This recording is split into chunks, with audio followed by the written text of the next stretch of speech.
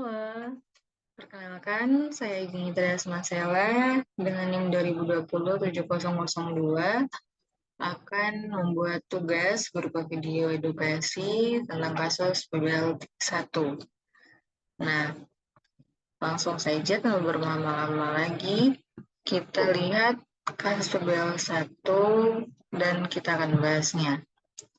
Nah, kasus PBL 1. Nona R berusia 25 tahun datang ke puskesmas dengan keluhan lemah badan dan pusing sejak 1 bulan yang dirasakan makin lama makin lemah badannya, terutama saat dia sedang bekerja. Penderita juga mengeluhkan badan yang semakin kurus dalam waktu seminggu terakhir muncul sariawan. Buang air besar tidak ada keluhan, penderita tidak pernah berobat untuk penyakit apapun sebelumnya. Pasien sehari-hari membantu kedua orang tua di kebun sayur. R mengatakan terbiasa makan seadanya, jarang makan daging, jarang mencuci tangan setelah bekerja atau sebelum makan. Jarang menggunakan alas kaki di rumah. Rumah R terbuat dari papan dan berlantaikan tanah. Dari pemeriksaan fisiknya didapatkan kondisi umum sakit sedang atau kompos mentis, tinggi badan 145 cm, BB-nya 40 kg. Tanda vitalnya ditemukan yang pertama tekanan darahnya 110/70, nadinya 80 kali per menit, pernapasannya 20 kali per menit. Suhunya 36,5 derajat Celcius. Status lokalis mata, konjungtiva palpebra pucat, sklera tidak icterus, mulut, mukosa mulut pucat, papili atropis, stomatitis angularisnya positif, hipertrofi gingivanya negatif. Jantung, paru, hepar, lien, dan KGB dalam batas normal. Ekstremitas tampak pucat, kolonikianya positif.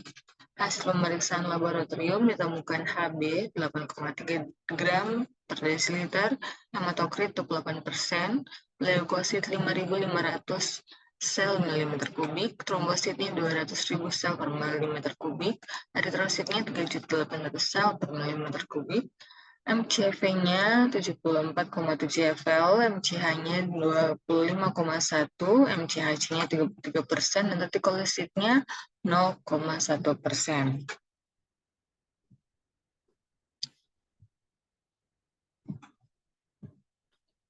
Adapun pada kasus ditemukan kata kuncinya. Yang pertama, pasien perempuan berusia 25 tahun, keluhan utama lemah badan dan pusing, keluhan penyertanya BB menurun dan muncul sariawan, lelah saat bekerja, jarang mengonsumsi daging, izinnya buruk. Pemeriksaan fisik ditemukan yang pertama status lokalis mata, konjungtiva palpebra pucat, status lokalis mulutnya, mukosa mulut pucat, papili atrofi, stomatitis angularisnya positif. Ekstremitas tampak pucat, koilonkia positif. Pemeriksaan lab ditemukan anemia, MCV dan MCH-nya rendah.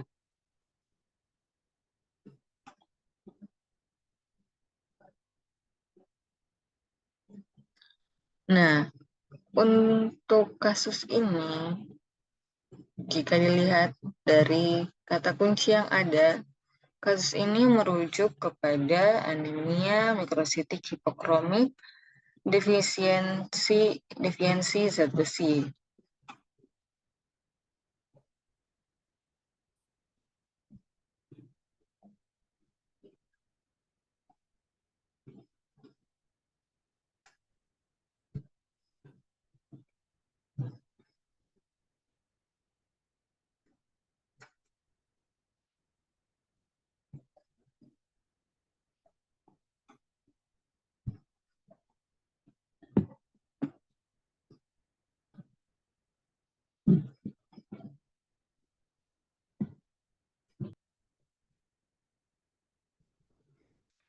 Mohon maaf, tadi ada sedikit terkendala dengan jaringan. Nah, saya ulangi lagi hipotesis dari kasus PBL 1 ini. ialah anemia mikrositik hipokromik defisiensi zat besi. Nah, sekarang kita masuk kepada bahasannya. Sebelum kita mengetahui klasifikasinya, juga manifestasi klinis dari anemia mikrositik hipokromik defisiensi zat besi, kita harus ketahui dulu definisi dari anemia. Menurut WHO, anemia merupakan suatu keadaan di mana jumlah dan ukuran sel darah merah atau konsentrasi hemoglobin di bawah nilai batas yang ditentukan. Kadar hemoglobin normal pada pria dewasa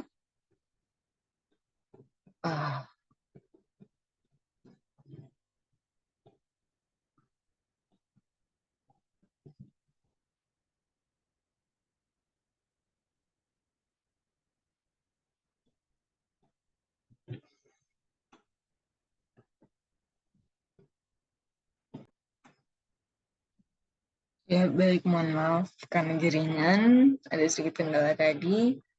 Saya lanjutkan. Definisi anemia menurut WHO, anemia merupakan suatu keadaan di mana jumlah dan ukuran sel darah merah atau konsentrasi hemoglobin di bawah nilai batas yang ditentukan. Kadar hemoglobin normal pada pria dewasa 13-17 gram desiliter. Kadar hemoglobin normal pada wanita dewasa 12-15 gram per desiliter. Nah, kurangnya kadar hemoglobin, konsentrasi hemoglobin, dan adanya gangguan pada ukuran sel darah merah ini dapat merusak kapasitas darah untuk mengangkut oksigen ke seluruh tubuh.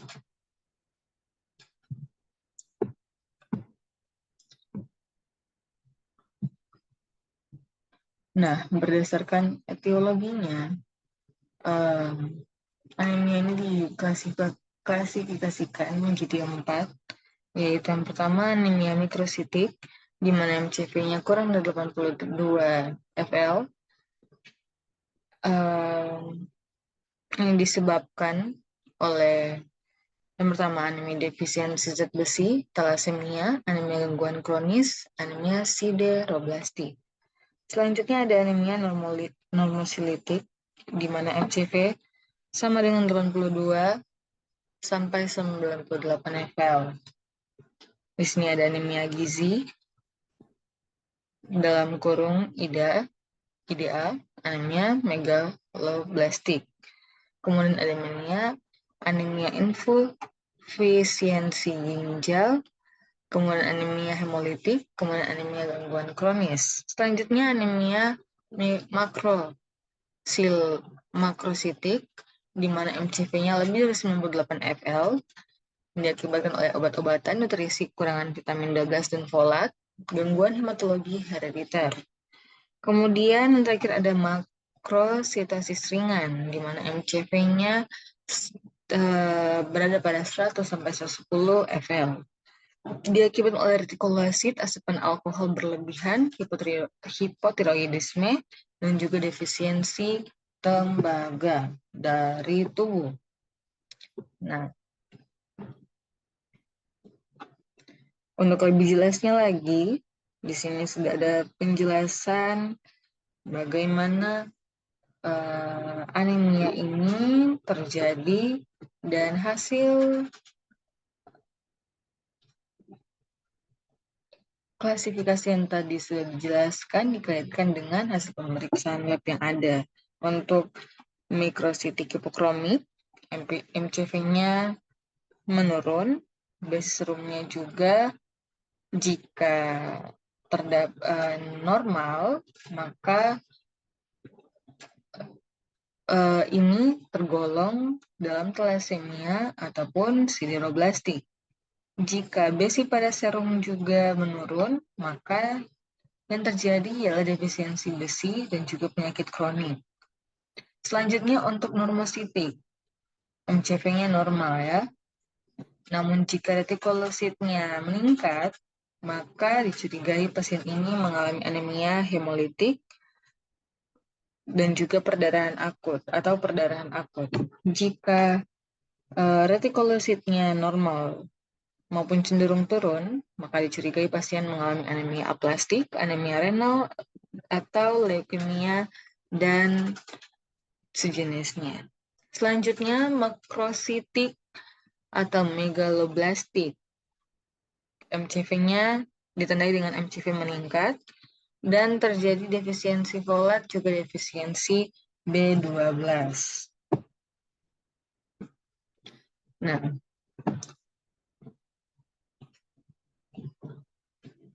berdasarkan hipotesis yang ada tadi, kita sudah ketahui melalui kata kunci yang ada, jika pasien ini mengalami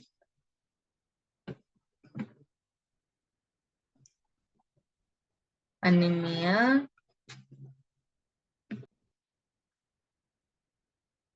mikrositik hipokromik defisiensi zat besi, adapun tata laksananya terbagi dua, yaitu farmakologi dan non-farmakologi. Untuk farmakologi diberikan pemberian preparat besi secara oral, juga terapi besi secara parenteral. Selanjutnya untuk non-farmakologi dapat dilakukan modifikasi diet, yang pertama. Kemudian penanganan kondisi penyerta, yang ketiga transfusi darah, dan terakhir pemberian edukasi sekedar beberapa informasi yang ada untuk tahapan selanjutnya dari pemberian obat. Selanjutnya, jika anemia defisiensi zat besi ini tidak ditangani segera, bisa jadi komplikasi pada beberapa bagian tubuh, yang mana komplikasi yang pertama ini terjadi pada sistem neuromuskular yang dapat menyebabkan gangguan kapasitas kerja, kemudian gangguan terhadap proses mental dan kecerdasan, yang ketiga beberapa masalah pada jantung, yang keempat gangguan imunitas dan ketahanan terhadap infeksi, yang kelima gangguan terhadap ibu hamil dan janin yang dikandungnya. Selanjutnya ada kekurangan zat besi kronis dapat menyebabkan kematian akibat gangguan paru-paru atau jantung yang mendasarinya.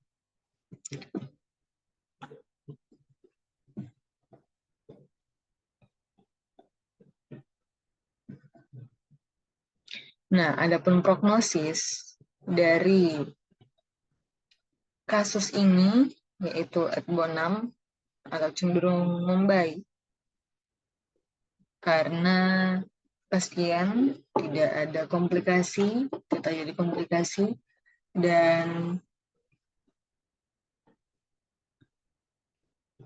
jika dilihat pasien ini masih bisa cenderung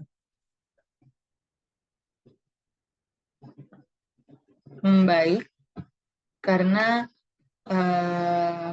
masih imunitasnya belum terganggu dan dia masih bisa bekerja walaupun sedikit terganggu.